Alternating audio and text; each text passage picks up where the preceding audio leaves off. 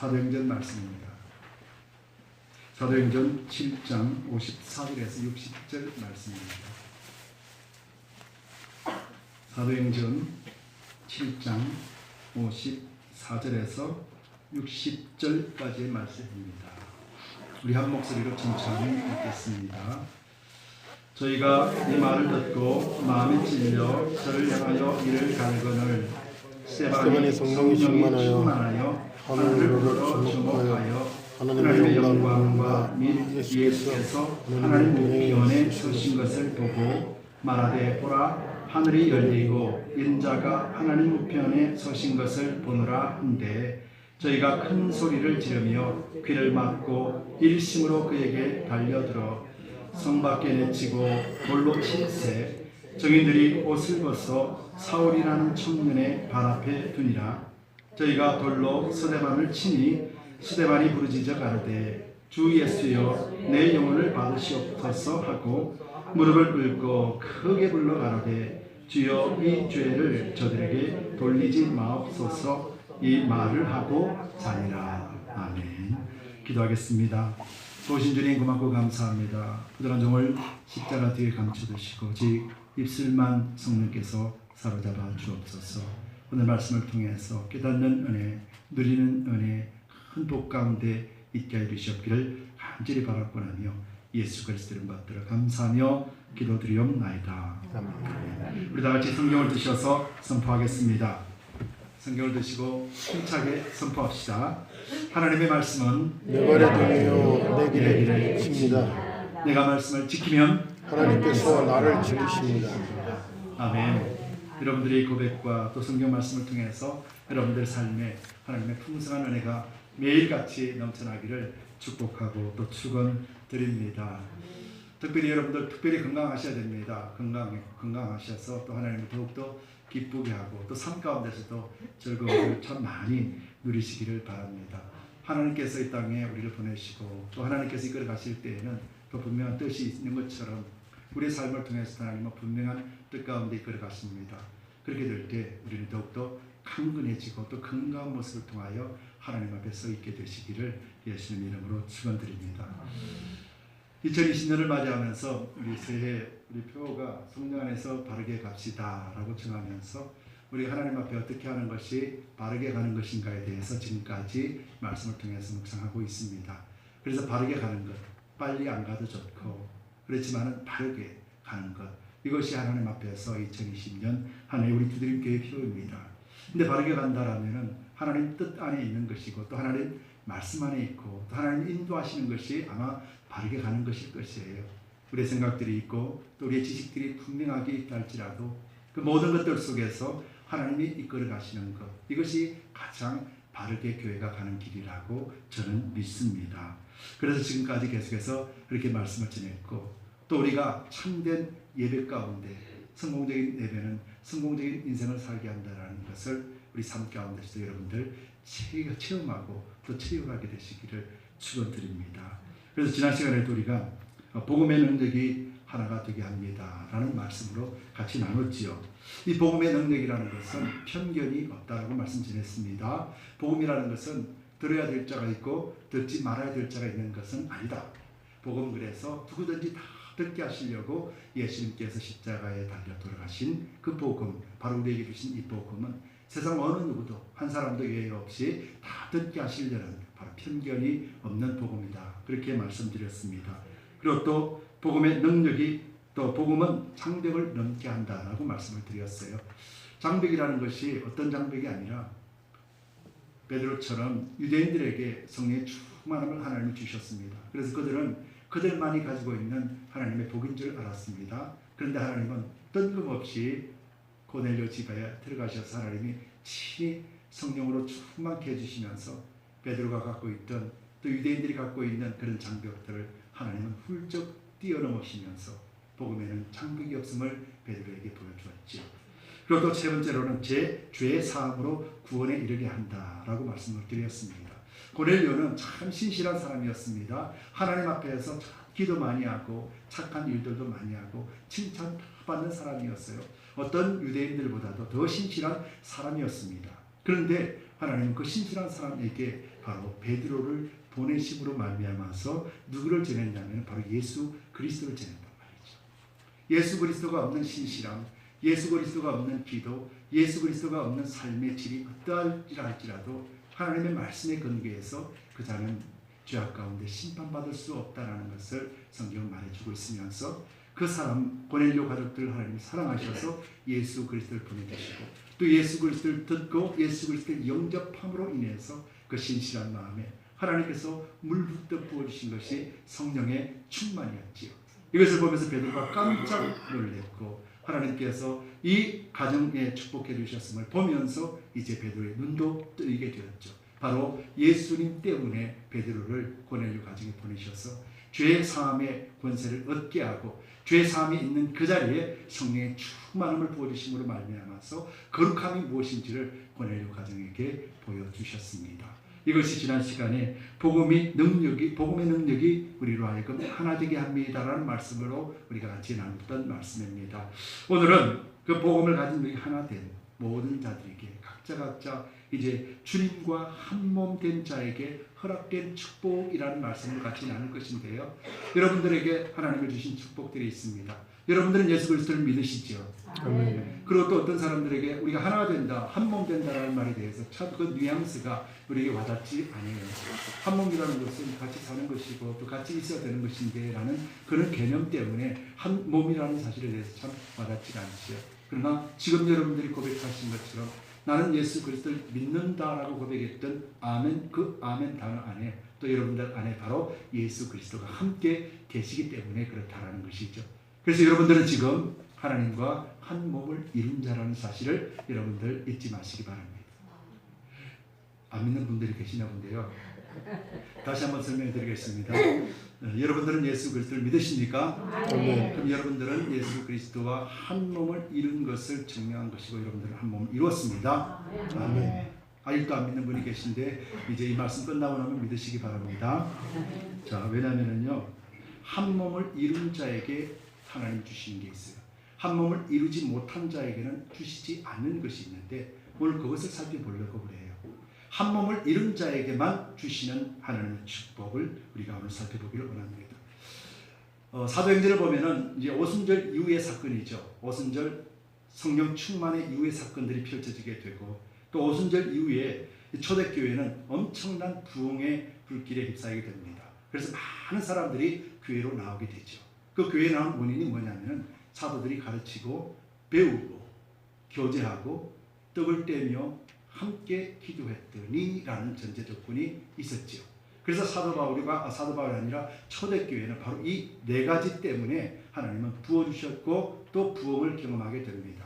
그렇다면 오늘날 교회도 이 네 가지 범주에서 결코 벗어나서는 안 된다는 것을 우리에게 말해주고 있죠. 이처럼 수많은 사람들이 몰려오기 시작하자 교회가 처음 생겼는데 사람들이 물같이 몰려들기 시작하는데 뭐가 없었냐면 그때까지만 해도 초대교회는 어떤 조직력을 갖추지 못했지요. 그래서 사도들이 말씀을 전해야 될 텐데 말씀을 전하지 못하고 오는 사람들마다 대접해야 되고 오는 사람들마다 섬겨야 되기 때문에 말씀에 전념할 수가 없는 거예요. 그래서 사도가 제자들 12제자들이 그 속을 생각합니다. 이래서는 안 되겠구나. 우리를 대신해서 섬겨야 될 사람을 우리가 뽑자. 그래서 그들로 하여금 섬기게 하고 우리는 말씀에 전념하자 라고 하면서 이제 집사들 뽑기 시작하죠. 그런데 아무나 뽑은 것이 아니라 성경에 보면은 성령의 충만한 자였고 그리고 또 사람들에게도 또 인정받는 자였다라는 것이에요. 은혜와 권능이 충만하였고 라고 하면서 하나님을 열정으로 모시고 살아가며 또 세상 가운데서 칭찬받는 자들을 뽑아서 집사를 세우면서 그 일들을 감당케 합니다. 바로 그 집사 중에 한 사람이 오늘 본문석에 등장하는 스데반 집사입니다. 그런데 이 스데반은 어떤 사람이었냐면은 참 젊은 사람이면서도 불구하고 정말 열심을 다했던 것 같아요. 스데반은요, 오늘 성경에 보면은 이 성경 사도행전 6장 7장을 본다라면 스데반은 어떤 것을 가지고 있냐면요, 말씀도 잘 전하지만은 기사와 표적도 전해내더라라고 하면서 사도행전 속에서 나타나는 이 스데반 집사는 말씀뿐만 아니라 하나님의 권능을 가지고 병든 자도 치유할 수 있는 그런 능력을 하나님이 부어주셨음을 보게 됩니다. 그래서 이런 능력들이 막 드러나기 시작하자 이것을 시기했던 유대인들, 예수님을 십자가에 못 박았던 예수님을 십자가에 못 박았던 그들이 스데반을 딱 보니까 아, 이거는 스몰 예수네요. 예수님과 똑같은 행동을 하고 말씀도 전하고 또 기사와 이적을 행합니다. 자기들이 분명히 죽였던 예수 그리스도와 같은 똑같은 사람들이 곳곳에 일어나기 시작하는 거예요. 그러다 보니까 이들을 어떻게 해야 되겠다 라고 하면서 모함하기 시작하죠. 그래서 거짓 증거들을 불러들여가지고 이 스데반 집사를 공회에다가 고발을 하게 됩니다. 고발하게 됐을 때 공회 인도자였던 이 대제사장이 이제 스데반 집사가 들어오는 걸 보고 네가 이런 죄를 지었는데 사실이냐라고 묻게 되죠. 이렇게 물음을 받은 스데반 집사는 거기서 자기를 변론하는 것이 아니라 구약 시대부터 쭉 올라오면서 예수 그리스도를 증거하게 되죠. 그러면서 예수 그리스도를 믿지 않는 너희들 목이 곧고 배역한 자들이라 귀에 할례를 받지 못한 사람들이다. 너희가 예수 그리스도를 죽였다라고 하면서 그곳에서 십자가의 복음을 담대하게 선포하게 됩니다. 그 복음을 선포하게 될 때 이 사람들의 정신이 완전히 혼미해지고 뿐만 아니라 저놈은 내가 죽여야 되겠다. 내가 반드시 죽이리라 라고 하면서 달려들어서 스데반 집사를 죽이게 됩니다. 바로 이것이 오늘 본문 내용입니다. 이처럼 스데반 집사에게 하나님은 놀라우신 은혜를 주셨죠. 스데반은 헬라어로 말하면 면류관이라는 뜻입니다. 이름이 면류관이기 때문에 어떠한 삶을 살게 될 것인가를 미리 예언해 두고 있지요. 그래서 예루살렘에서 오순절날 충만한 그런 충만함이 있을 때 오순절 절기를 지키기 위하여 예루살렘에 올라왔던 이 스데반은 그때 제자들과 함께 성령의 충만함을 보고 초대교회에 들어오게 되고 그러므로 인해서 하나님 앞에 크게 쓰임받았던 인물이 바로 스데반 집사였습니다. 스데반 집사가 스데반이 이 유대인들에게 고발당한 것은 두 가지 이유에 있었어요. 하나는 성전, 하나는 율법이었습니다. 스데반 집사는 자기 말을 한 것이 아니라 예수님께서 가르침을 받은 것, 또 사도들로 하여금 배운 것, 바로 이것을 전했어요. 자기 말을 전한 것이 아니라 이것이 뭐냐면 사도행전 6장 14절에서 이렇게 기록되어 있습니다. 그의 말에 이 나사렛 예수가 이곳을 헐고 또 모세가 우리에게 전하여 준 규례를 고치겠다 함을 우리가 들었노라 하거늘. 성전을 헐고 모세가 준 규례를 고치겠다 하는 것, 이 두 가지가 공회에 고소했던 내용이었어요. 그런데 이 두 가지 고소가 어찌하여 사람을 죽인 만큼 그들에게 큰 죄였는가? 오늘날 상식으로 생각해 본다면 이해가 되지 않는 것이죠. 그렇죠. 오늘날 사람들이 야, 하나님 어디 있어? 야, 예수가 어디 있어? 야, 교회가 뭐야? 이렇게 말한다고 해서 돌을 쳐서 죽이지 않지 않습니까? 그런데 이날 유대인들은 엄청난 화를 내면서 스데반 집사를 돌로 죽이고 말았지요. 그리고 이 돌로 맞은 스데반 집사는 하늘문을 열린 예수 그리스도를 보면서 하나님이여 내 영을 주께 맡깁니다. 그리고 저들의 죄를 용서하여 주옵소서라고 하면서 이제 숨을 거두게 됩니다. 이렇게 죽는 장면 여러분들 어떻게 생각하십니까? 왜 이런 장면들이 이렇게 성경에 그대로 기록해 놓고 있을까? 이것을 통해서 우리가 두 가지를 살펴보기를 원합니다.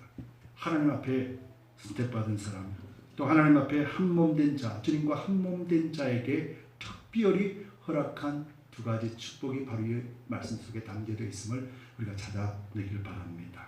첫 번째요, 주님과 한몸된 자에게 허락된 축복. 첫 번째는 우리 한번 따라할까요? 신령의 성전이 세워졌습니다. 신령의 성전이 세워졌습니다. 자, 54절 말씀과 57절 말씀을 한번 보겠습니다. 54절 말씀에 저희가 이 말을 듣고 마음에 찔려 저를 향하여 이를 갈거든. 그리고 또 57절 말씀에는 저희가 큰 소리를 지르며 길을 막고 일심으로 그에게 달려들어. 이것은 유대인들의 반응입니다.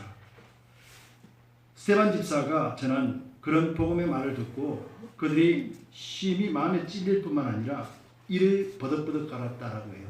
여기서 마음에 찔린다라는 것은 원어적인 의미는 뭐냐면은 톱으로서 썰어버린다라는 거예요. 톱으로서 썰기 때문에 얼마나 아프겠어요, 고통이. 그만큼 마음에 찔렸다라는 것은 스데반의 설교를 통하여서 그들 마음이 갈기갈기 찢어졌다라는 거예요. 웬만하면은 회개할 텐데 이들은 그런 마음 전혀 없거든요. 갈기갈기 찢어지게 분하고 원통하고 억울하고 너무너무 화가 났더라 이 말이에요. 그러면서 이를 갈았더라라는 말이죠. 이를 어떻게 갔냐면은 이를 간다라는 원어적인 의미는 짐승이 먹이를 향하여 먹이를 물고 떨어지는 것이에요. 지금 먹는 거 이것을 이야기하는 거예요. 그래서 쉽게 말하면은 갈기갈기 찢어진 이 마음을 분통하고 원통해서 이 스데반을 갈기갈기 찢어져 버리겠다, 물어버리겠다라는 그런 감정을 드러낸 것이고, 또 두 번째로는 57절에 큰 소리로 지르며 귀를 막았다라는 것은 뭐냐면은 스데반이 하늘을 보며 하늘문이 열렸다. 그리고 또 나는 예수를 보았다라는 그 소리를 듣자마자 그들은 귀를 막습니다. 귀를 막고 난 뒤에 스데반에게 달려들어서 돌을 던지며 죽이게 되죠. 그런데 이것이 성전하고 무슨 관계가 있을까? 여러분들, 첫 번째 스데반이 무엇 때문에 모소당했다고 그랬죠? 성전과 율법에 대한 것이거든요. 그렇죠. 이들이 그렇게 신성시하는 성전, 스데반은 그렇게 이야기했거든요. 그 성전 아무것도 아니다. 성전은 무너질 것이다. 이렇게 말했죠. 율법, 이제 예수님이 오셔서 율법의 완성을 이루신 분이다. 그래서 이제 율법으로 인해서 너희가 구원을 못 받는다. 즉 성전이 너희에게 구원을 주는 것 아니고 율법이 너희에게 구원을 주는 것 아니다. 너희는 예수 그리스도만 믿어야 구원을 얻을 수 있다는 것이 설교의 요약이거든요. 그런데 이것을 이들은 거부했다는 것이에요. 여러분들, 이것은 이들이 가지고 있는 성전, 이들이 가지고 있는 성전이 어떤 의미입니까? 그들에게는 목숨과도 같은 것이에요. 그리고 여러분, 성전에는 누가 있습니까? 성전에는 하나님의 이름이 있는 것이 있죠. 하나님의 인자가 있는 것이 있죠. 그렇죠? 그래서 다윗 시대 때 성전을 짓고 난 다음에 솔로몬 시대 때 성전을 완성하고, 그리고 또 솔로몬이 성전을 완성했을 때 여호와께서 이렇게 말씀하셨죠. 내가 이곳에 내 이름을 두고 내가 이것을 향하여 기도하는 것마다 내가 듣고 내가 너희들을 지키리라 라고 약속하신 것이 성전이에요. 성전이라는 것은 하나님이 계시는 곳이 성전이에요. 그런데 오늘 이 유대인들이 그렇게 자기들이 자랑하고 그렇게 자부심을 느끼고 있는 이 성전에 그들은 과연 하나님이 계셨는가? 하나님이 계셨다면 이렇게 마음에 찔렸는데 이를 버덕버덕 깔고 또 예수님의 복음이 전거되는데 귀를 막으면서 그 전하는 자를 죽일 수 있었겠는가? 이것이 뭡니까? 그들 성전에, 그들이 생각하는 그런 건물에 있는 성전은 이제 하나님이 안 계신다라는 것을 상징적으로 보여주고 있죠. 여러분, 성전은 뭐 하는 곳입니까? 하나님을 예배하는 곳이죠. 하나님을 기도하는 곳이죠. 여러분들, 그래서 이 유대인들은 성전에서 그 예배가 이제 하나님이 안 받으시는 예배요. 그들이 성전에서 행하는 기도들은 하나님이 안 받으시는 기도요. 폐역된 세상 가운데 존재하는 건물만 덜렁 남은 이 성전 때문에 한 영혼을 죽여야 된다라고 하는 생각 가지고 있는 그들 마음에는 이미 하나님이 없음을 나타내고 있다는 것이죠. 그런데 어찌하여 우리에게 신령의 성전이 세워졌을까? 여러분, 스데반은 공에 잡힌 이유가 뭐라고 그랬죠? 성전과 율법에 대한 모욕이라고 그들은 주장했습니다. 그런데 스데반은 이 공회에서 무엇을 전했습니까? 세상의 이야기를 전했나요? 그들의 가치를 가지고 있는 세상적인 이야기를 했나요? 그렇지 않다는 말이죠. 오직 복음의 말씀, 예수 그리스도 말씀만 전했어요. 그들이 그토록 기다리는 메시아, 그들이 그렇게 사랑한다고 외쳤던 하나님의 말씀을 전했다는 거예요. 그런데 그럼에도 불구하고 그들은 하나님의 말씀을 전혀 받을 수 없는, 성전이 없는 자와 같이 하나님이 없는 그런 삶을 살고 있었다는 것이죠. 그런데 오늘 스데반을 보십시다. 스데반은 어떻습니까? 정말 억울한 죽음이에요. 스데반은 그 마음 가운데 조금도 악이 없습니다. 그렇게 억울한 죽음을 당함에도 불구하고 하나님께 저들 죄를 용서해 달라고 합니다. 여러분, 이것이 무엇은 기도입니까? 여러분, 하나님이여 예수님이여 나의 영을 여러분 거둬주시옵소서. 그리고 또 하나님 또 저들의 죄를 용서해 주시옵소서. 이것은 누구의 기도였습니까? 예수님의 기도였지요. 오늘 스데반은 누구의 기도를 하고 있습니까? 예수님처럼 기도하고 있다는 것이죠. 스데반의 마음속에 누가 있습니까? 예수님이 계십니다. 그래서 예수님이 계시는 그곳, 스데반의 마음 가운데, 심령 가운데 지금 뭐가 있냐면 하나님의 성전이 세워졌기 때문에 그렇다라는 것이죠. 여러분, 성전이 누가 계시는 곳이에요? 하나님이 계시는 곳, 하나님의 말씀이 계시는 곳, 거룩함이 있는 곳, 기도가 있는 곳, 예배가 있는 곳이 바로 성전이라면, 오늘 이 스데반의 마음 가운데는 하나님을 사모하고 하나님을 예배하는 자일 뿐만 아니라 하나님의 성령에 충만한 거룩한 자였고, 하나님 앞에 아름답게 하나님이 원하는 기도를 드릴 수 있는 그런 복된 성전에서의 예배를 드리고 있다는 것이죠. 여러분, 고린도전서 3장 16절 말씀에 너희가 하나님의 성전인 것과 하나님의 성령이 너희 안에 거하시는 것을 알지 못하느뇨. 여러분들은 하나님의 성전이십니다. 여러분들이 예수 그리스도를 믿기 때문에 여러분들은 하나님의 성전입니다. 유대인들은 예수님을 믿지 못했기 때문에 그들에는 성전이 없습니다. 그냥 그들이 좋아하는 외관에 화려한 건물만 있을 뿐이지 하나님이 계시는 성전은 그들에게는 없는 것이에요. 그러나 오순절 성령의 충만함을 입었던 스데반은 그 마음 가운데 그리스도가 임재하시고 거룩한 그곳에 하나님의 성전이 세워졌다는 것입니다. 여러분, 예수 그리스도께서 부활하심으로 말미암아 성천하시고 정복하시고 어디로 오셨습니까? 교회 머리로 오셨다는 것이죠. 그럼 교회가 뭡니까? 성전이잖아요. 교회 머리로 오신 그 성전, 예수님이 계시고 예배를 받으시고 거룩하다 인정을 받은 곳, 그곳이 곧 어디입니까? 우리 심령이잖아요. 그래서 심령 가운데 성전이 세워졌다라는 것이죠. 성전이 세워진 심령이 있는 사람들은 스데반처럼 악을 악으로 갚지 아니하고 그들에게 그리스도의 복음을 전해도 담대하게 전하며 세상과 타협하지 않고 세상과 연합하지 않는 자가 된다는 것이죠. 이것이 그리스도 안에 한 몸 이룬 우리에게 주신 축복인데, 그 축복이 성전이 우리 가운데 이루어졌고, 성전이 이루어짐으로 인하여서 누가 거하십니까? 하나님이 거하시게 된 거예요. 여러분, 한 가지 질문이요. 하나님이 거하실 때 어떤 곳에 거하십니까? 하나님은 거룩한 곳에 거하십니까? 거룩하지 않는 곳에 거하십니까? 정결하고 거룩한 곳에 거하십니다. 여러분들이 예수 그리스도를 믿어 구원받았고 우리가 우리 몸이 성전인 것을 인정하신다라면 여러분들은 하나님으로부터 어떤 것을 인정받았습니까? 거룩함을 인정받았다라는 것이죠. 비록 우리 삶은 그런 삶을 살아내지 못한다 할지라도 이미 하나님께서 우리를 거룩하다 인정하시면서 우리 속에 성전을 세워주시고 하나님이 영원토록 머무신다라는 것이죠. 이것이 큰 축복이고, 약속하신 대로 내 이름이 있는 그곳에 내 이름을 둔 이곳을 향하여 너희가 기도하면 내가 듣고 너희를 향하여 일생 동안 내가 지켜주리라, 내가 복을 주리라 약속하신 그 성전이 여러분들 각각 개인의 심령 가운데 세워졌다라는 것입니다. 언제요? 오순절 이후에 성령 충만하고 예수 그리스도가 부활하신 이후에 일어났던 사건이라는 것이죠. 오늘 유대인들은 이것을 받지 못하는 거예요. 그러면서 거짓된 성전, 이것 가지고 이것을 모욕했다라고 하면서 스데반을 짓밟고 죽이고 있다라면, 이 스데반은 진짜 참된 하나님께서 세우신 성전을 가지고 있는 스데반은 어떠한 불평도 하지 않으면서 하나님이여 내 영을 받아달라고, 그리고 저들 죄를 용서해달라고 이런 하나님 앞에 합한 예수 그리스도의 기도를 할 수 있게 되었다는 것입니다. 여러분, 이것이 큰 축복 아니겠습니까? 우리가 환난을 당하나 걱정하지 아니하고 염려하지 않고 우리 주님이 있으니 우리 주님께서 주시는 그 기쁨의 길 우리가 힘차게 걸어갈 수 있다라고 우리가 매일같이 고백하고 있지 않습니까?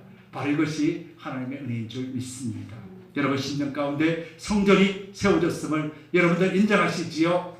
거룩한 하나님께서 여러분과 함께 동행하심을 인정하시죠? 예수 그리스도와 함께 하심을 인정하시죠? 예수 그리스도의 권능이 여러분들 가운데 임하였다라는 사실을 여러분들이 인정하시죠? 그럼 여러분들 세상 가운데 세상을 다스리는 자의 삶을 살아내기에 충분하다라고 말씀하신 것입니다. 여러분, 성령의 임재는, 또 제자들에게 임재한 모든 임재는 그 사람들에게 거짓된 성전이 아니라 하나님이 친히 세운 성전을 각 심령 속에 세워주셨고, 그 심령 속에서 하나님은 매일같이 하나님 앞에 드리는 예배를 받고 계신다는 사실 여러분들이 잊지 마시기 바랍니다. 유대인들에게는 성전과 율법이 있었지만 그곳에는 가장 중요한 하나님이 안 계셨다는 거예요. 그래서 하나님이 없는 그것을 지키려고 발버둥했던 유대인들은 하나님이 보낸 사람조차도 알아보지 못하고 돌로 쳐 죽이는 그런 우를 범했다라는 것입니다. 여러분들이 스데반 순교는 이처럼 한 사람의 죽음의 이야기가 아니에요. 스데반이 순교했더라. 이것을 성경은 우리에게 가르쳐주기 위하여, 그러니 너희도 믿음으로 순교하라, 이걸 가르쳐주기 위하여 이렇게 말한 것이 아니라는 것입니다. 여러분, 스데반의 죽음은 사람이 세운 건물은 철저하게 무너지더라도 하나님이 세운 성전은 결단코 무너지지 아니하고 각 사람 속에 임자여서 하나님 영원토록 하나님과 함께 누리고 있다는 사실을 스데반을 통해서 우리에게 보여주고 있다는 것입니다. 로마서 6장 8절에 만일 우리가 그리스도와 함께 죽었으면 또한 그와 함께 살 줄을 믿느냐. 여러분들 믿으시죠? 예수님께서 십자가에 달려 돌아가실 때 태어나지 않았던 우리조차도 하나님 우리의 모든 죄들을 예수님께서 다 짊어지셨다고 말씀해 주셨어요. 그래서 우리는 십자가에 예수님께서 달려 돌아가실 그날 우리도 이미 죽은 자로 하나님은 인정해 주셨다는 거예요. 그래서 예수님께서 부활하실 때 우리 죽었던 우리 몸도 예수님과 함께 첫째 부활에 참여한 자가 됨으로 말미암아 영원한 둘째 사망에 들어가지 아니하는 그런 축복을 우리에게 주셨다는 거예요. 여러분 이것을 믿으세요. 그래서 예수 그리스도로 말미암아 우리는 영원한 구원 얻었을 뿐만 아니라 하나님의 거룩한 성전이 있음으로 말미암아 주께서 약속하신 아브라함에게 주신 그 축복들을 우리는 유업으로 이어받아 이 땅 가운데서도 우리 후손들에게 그 축복의 유산을 물려줄 수 있는 그런 복된 통로가 되었다는 사실을 여러분들 잊지 마시고 오직 우리 주님께만 찬송드리고 감사하게 될 줄 믿습니다. 두 번째로는 이렇게 하나님 앞에 마음 아픈 사람들에게 주시는 두 번째 축복은 뭐냐면요, 은혜와 권능을 받았습니다. 한번 따라합시다. 은혜와 권능을 받았습니다. 은혜와 권능을 받았습니다. 59절에서 60절 말씀입니다. 저희가 돌로 스데반을 치니 스데반이 부르짖어 가로되 주 예수여 내 영혼을 받으시옵소서 하고 무릎을 꿇고 크게 불러 가로되 주여 이 죄를 저들에게 돌리지 마옵소서. 오늘 보면은요, 이들은 스데반을 죽이기 위하여 어떻게 합니까? 막 달려들어서 죽입니다. 그런데 이들이 율법을 그렇게 지키려고 했고 하나님의 말씀 그렇게 지킨다고 하면서도 하나님의 법도 안 지켜, 세상의 법도 안 지켜. 왠줄 아세요? 로마의 지배를 받고 있던 이스라엘은 이 사형권이나 집행권이 없어요. 로마에게 허락을 받고 사형을 시켜도 사형을 시켜야 돼요. 근데 오늘 이들은 로마의 허락 없이 스스로가 그 법을 깨어버리면서 그 분을 참지 못하고 스데반을 죽이고 있지. 뿐만 아니라 옷을 벗긴다라는 것은 죄인들에게는 하는 행위입니다. 죄인들에게 옷을 벗기지요. 그런데 오늘 본문에 보면 누가 옷을 벗었습니까? 누가 벗었지요? 58절에 보면은 증인들이 옷을 벗었다라는 거예요. 증인들이 옷을 벗었다라는 것이 곧 뭐예요? 자기들이 죄인임을 스스로 드러나는 것입니다. 거짓된 증거임을 막아는 상징적으로 이렇게 그려놓고 있다라는 것이지. 죄인들이 옷을 벗습니다. 그런데 그들은 스데반을 죽이려고 하는 일심 때문에 자기들의 죄를 인정하는 꼴을 만들어내고 하나님 앞에 범죄했음을 우리는 보고 있습니다. 예배의 스데반은 돌을 맞아 죽어가면서도 조금도 원망이나 저주를 하지 않습니다. 억울해도 이렇게 억울한 일이 있겠습니까? 여러분, 조금만 오해가 있어도 우리가 억울한 일 당할 때 우리가 그걸 참지 못하는데 하물며 복음을 전하고 정말 죄 같지 않은 죄로 인해서 돌에 맞아 죽는 스데반이 얼마나 억울하겠습니까? 억울해도 이렇게 억울한 경우는 없습니다. 그런데 스데반은 조금도 악한 마음을 안 가졌다는 거예요. 여러분, 왜 안 가졌을까요? 스데반이 좋은 사람이었을까요? 좋은 사람이어서 이런 악한 마음을 안 가졌을까? 여러분, 그것이 아니에요. 그런 오히려 예수님의 십자가에서 하신 말씀처럼 영혼을 받아달라고 그러고 또 저들의 죄를 용서해달라고 기도하면서 숨을 거둡니다. 이 스데반은 모함으로 인해서 억울함을 받았지만 그리스도의 참된 제자의 모습을 보여줍니다. 그런데 이것이 무엇 때문에 그럴까요? 바로 그 앞절에 있는 것 55절에 보면은 스데반이 성령이 충만하여 하늘을 우러러 주목하여 하나님의 영광과 및 예수께서 하나님을 우편에 서신 것을 보고 말하되 보라 하늘이 열리고 인자가 하나님 우편에 서신 것을 보노라 한대.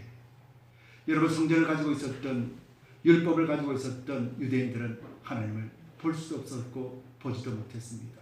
그러나 심령 가운데 성전이 있으며 율법의 완성되신 예수 그리스도가 그 심령에 있은 스데반은 하늘을 열리고 예수님을 바라볼 수 있게 되었다는 것이죠. 여러분, 이것은 무엇을 의미하는 것입니까? 지금 스데반이 어떤 때 눈을 들어보았습니까? 또 어떤 때 주여 나의 영혼을 맡깁니다, 그리고 저들의 죄를 사하여 주옵소서, 어떤 때 스데반이 이런 고백과 기도를 했습니까? 돌에 맞는 순간이었다는 거예요. 엄청난 고통이 따라오는 돌에 맞는 순간이었다는 거예요. 여러분, 돌을 한 맞아 보셨습니까? 나는 한 번도 못 맞겠어요. 수많은 사람들이 돌을 들어서 스데반을 향해서 돌을 던집니다. 돌을 맞고 버티고 설 수 없어서, 그래서 스데반은 무릎을 꿇게 될 수밖에 없었죠. 60절 말씀에 돌에 맞아 또 관절이 꺾어지고 그러면서 피투성이가 된 채 일어설 수 없어서, 그래서 무릎 꿇고 크게 불러 가로되 주여 이 죄를 저들에게 돌리지 마옵소서 라고 하며 숨을 거두게 됩니다. 여러분, 스데반이 아프지 않았을까요? 스데반이 고통스럽지 않았을까요? 그러나 분명히 이 아픔이 있고 견딜 수 없는 모멸감이 있다 할지라도 그 앞절에서 하늘문이 열리고 하늘을 바라보며 예수 그리스도를 보았다라는 것은 하나님의 은혜가, 하나님의 보호하심과 하나님의 권능과 하나님의 그 사랑이 스데반을 덮어내고 있었다라는 것이죠. 이것은 평강으로서 어떠한 아픔과 고통보다도 하나님이 주시는 그 평강이 크기 때문에 그 아픔의 고통도 피를 흘려 죽어가는 그 순간에도 그들 위하여 용서해달라고 외칠 수 있었고 기도할 수 있었다는 것입니다. 여러분들, 그래서 성령 안에는 의와 평강과 희락을 말씀하신 것이에요. 세상에 어떤 환난과 고통이 있고 아픔이 있고 억울함이 있다 할지라도 그 실제적으로 억울함이 있고 아픔이 있어도 그것에 대해서 마음 빼앗기지 않는 것은 성령이 충만하여 그 성령 안에서 주신 의와 평강과 희락 때문이라는 것을 여러분들이 인정하시고, 오늘 스데반이 그 말씀대로 성령의 충만한 자였기 때문에 성전을 가지고 있는 자였고 예수 그리스도를 가지고 있는 자였고 말씀을 가진 자였기 때문에 의롭다 인정받은 자였기 때문에 뭐가 있었습니까? 평강이 있었다라는 거예요. 평강이 있으니까 그 마음속에는 무엇이 있습니까? 희락, 기쁨이 있었다라는 것이에요. 돌에 맞는 그 순간에도 기쁨이 있어서 얼굴이 환하게 하늘 바라보며 저들 죄를 용서해달라고 외칠 수 있었던 것은 오직 성령의 충만 때문에 그렇다는 거예요. 하늘로 내려오시는 그 그리스도의 충만함과 평강이 스데반을 덮어내었기 때문에 그래도 억울한 순간, 죽음의 순간에도 그들을 향하여 용서해달라고 외칠 수가 있었다는 것입니다. 여러분, 이것이 스데반이 어떤 자였기 때문에요. 스데반은 누가복음 23장 46절에서 오늘처럼 말씀했죠. 스데반은 56절에도 말씀하셨듯이 스데반이 성령에 충만하였고, 또 사도행전 6장 8절에 보면은 은혜와 권능이 충만한 자였다라고 말하고 있습니다. 은혜와 권능이 충만하였다. 여러분들에게 두 번째 주신 복이 바로 은혜와 권능이 충만한 자예요. 여러분, 은혜는 뭡니까? 그리스도를 닮은 스데반의 성품을 이야기합니다. 은혜는 그리스도를 닮은 그리스도의 성품, 스데반의 성품을 말하는 것이고, 권능은 기사와 표적을 행하는 능력을 말하는 것이에요. 기사와 표적을 행하는 능력 있는 스데반이 돌을 쳐 죽이는 그 사람들을 이기지 못해서 돌에 맞아 죽었겠습니까?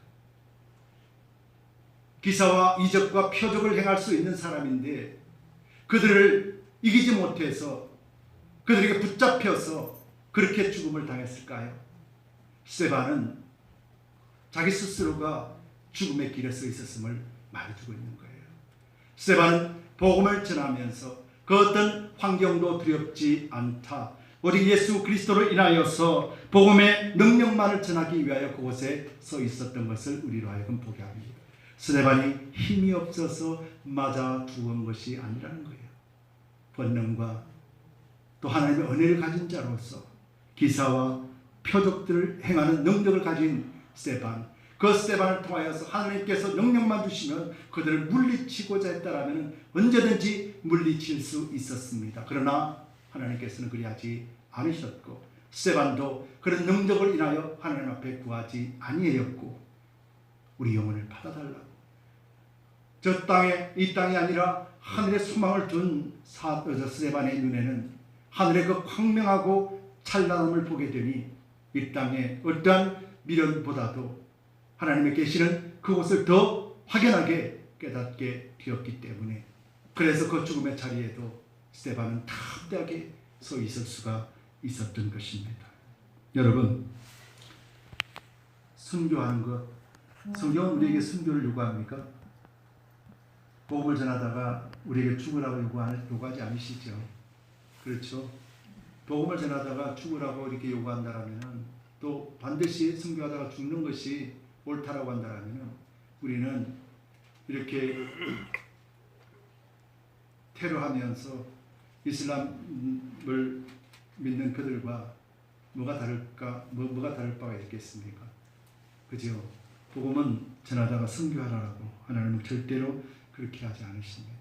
오늘 스데반의 순교를 통하여서 하나님 우리에게 순교의 목적을 두고 이 말씀을 기록하는 것이 아니라 스데반이 죽으면서까지 우리에게 보여준 것, 하나님의 놀라우신 새로운 성전이 각 사람에게 세워지고 율법의 완성이신 예수 그리스도가 그 신령 가운데 주인됨으로 인하여서 성령의 권능으로 인하여 온전하게 복음을 전할 수 있었음을 우리에게 보여주고 있다는 사실입니다. 여러분, 우리에게도 성령이 계십니다. 우리도 성령을 받은 자입니다. 그래서 우리 신령 가운데는 그리스도의 성전이 있는 자입니다. 그래서 우리는 마땅하게 복음을 전해야 될 자입니다. 말씀을 맺도록 하겠습니다. 여러분, 복음은 하나님이 인간에게 전하는 메시지가 되기 때문에요. 당연히 하나님께서는 우리의 응답을 요구하세요. 하나님은 우리에게 주신 메시지가 있잖아요. 복음이 우리에게 주신 메시지거든요. 메시지를 받았으면 하나님 앞에 분명하게 확답을 해야 돼요. 그래서 그 확답을 위해서 우리는 하나님의 뜻을 바로 분별해야 됩니다. 하나님은 우리를 그냥 보기 좋게 하기 위하여 하신 게 아니에요. 하나님은 하나님 안에서 주시고자 하는 것을 우리 하여금 받기를 원하십니다.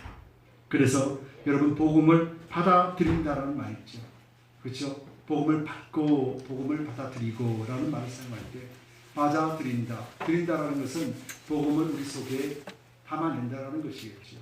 그럼 성경의 원리대로라면 복음을 담아낸다라면 우리에 있는 것을 비워내야 된다는 것을 의미하죠.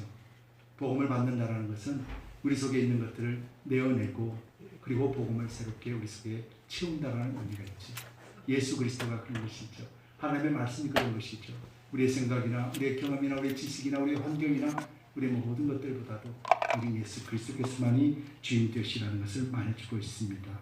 여러분들은 하늘의 신분을 가지고 있습니다.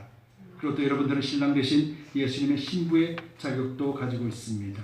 그리고 또 여러분들은 예수 그리스도가 머리로 계시는 교회의 몸으로서의 공동체를 여러분들은 가지고 있습니다. 그렇다면 우리 삶 속에 필요한 무언가를 채우기 위해서 예수님이 존재하지 않는다라는 것을 인정하시기 바랍니다. 우리 모든 삶을 통해서 우리 예수님께서 주관하고 또 주인 되심을 여러분들 인정하기를 바랍니다. 히브리서 11장 1절에는 믿음은 바라는 것들의 실상이요 보지 못하는 것들의 증거니라고 말했습니다. 오늘 스데반은 눈에 보이는 것 의지하지 않았고 하나님 주신 말씀 부여잡고 성령의 충만함으로 하나님 주신 하나님의 신령한 것들을 사모하며 그것을 증거로 드러내고 있습니다. 저와 여러분들도 믿음 가운데 하나님의 증거를 마음껏 드러내시기를 축원드립니다. 또 뿐만 아니라 하나님께서 우리와 함께 하심을 나타내는 우리를 통하여서 하나님 우리에게 풍성하신 은혜로서 매일같이 축복하시고 또 인도해 주실 줄 믿습니다. 여러분들도 아실지 모르겠지만 마지막 손양원 목사님 여러분들 아시죠? 손양원 목사님의 기도 10가지의 기도를 한번 같이 제가 소개해드리고 그런 말씀을 마치려고 합니다. 손양원 목사님 여러분들도 알다시피 여수에 있는 애양교회에서 나 환자들을 돌보고 계셨어요. 그러다가 이제 6.25가 터지게 되고 또 6.25 전쟁이 발발하고 그 중간에 두 아들을 잃게 되지요. 두 아들을 장남과 차남을 잃게 됩니다. 그럼에도 두 아들을 죽인 범인을 이손양 목사님은 자기 자식으로 삼죠. 삼아서 나중에 하나님의 종으로 만들어내죠. 그러면서 그 마음의 기도를 10가지로 내어놓은 것이 있습니다. 그래서 함께 제가 읽어드릴게요. 그 손양원 목사님이 이렇게 기도합니다. 첫 번째로, 나 같은 죄인의 혈통에서 순교의 자식들이 나오게 하셨으니 하나님께 감사합니다. 둘째, 허다한 많은 성도들 중에 어찌 이런 보배들을 주께서 하필 내게 맡겨주셨는지 그 점 또한 주께 감사합니다. 셋째, 삼남 삼녀 중에서도 가장 아름다운 두 아들 장자와 차자를 바치게 된 나의 축복을 하나님께 감사합니다. 넷째, 한 아들의 순교도 귀하다 하거늘 하물며 두 아들의 순교일이요 하나님 감사합니다. 다섯째, 예수 믿다가 누워 죽는 것도 큰 복이라 하거늘 하물며 전도하다 총살 순교 당한 일이요 하나님 감사합니다. 여섯째, 미국 유학 가려고 준비하던 내 아들 미국보다 더 좋은 천국에 갔으니 내 마음 안심되어 하나님 감사합니다. 일곱째, 나의 사랑하는 두 아들을 총살한 원수를 회개시켜 내 아들 삼고자 하는 사랑의 마음을 주신 하나님께 감사합니다. 여덟째, 내 두 아들의 순교로 말미암아 무수한 천국의 아들들이 생긴 것이 믿어지니 우리 아버지 하나님께 감사합니다. 아홉 번째, 이 같은 역경 속에서도 이상 8가지 진리와 하나님의 사랑을 찾는 기쁜 마음, 여유 있는 믿음 주신 우리 주 예수 그리스도께 감사합니다. 끝으로 나에게 분수에 넘치는 과분한 큰 복을 내려주신 하나님께 모든 영광을 돌립니다. 여러분, 손양원 목사님은 성경의 인물이 아닙니다. 1950년대에 한국에서 사셨던 믿음의 사람입니다. 여러분, 성경시대에도 스데반이 있었고 1965년도에 손양원 목사님처럼 이런 믿음 가운데 승리한 자가 있었다면 2020년에는 이런 사람이 없겠습니까? 스데반을 통하여 하나님의 성전이 있음을 알게 하고 그리고 또 하나님 앞에 성전이 인한 하나님의 임재함을 사람들에게 보여주며 기도할 수 있었던 이 마음은 오직 성령에 충만하고 예수 그리스도로 말미암아 우리에게 주신 하나님의 특별한 선물이라는 것을 여러분들 잊지 마시기 바랍니다. 하나님께서 주신 이 크나큰 축복의 특권을 여러분들 가볍게 여기지 마시고 하나님의 성전이 임하고 거룩하다 인정받은 여러분들의 삶 속에서 스데반과 같이 담대하게 예수 그리스도를 전해내는 그런 축복의 통로들이 되시기를 예수 그리스도의 이름으로 축원드립니다.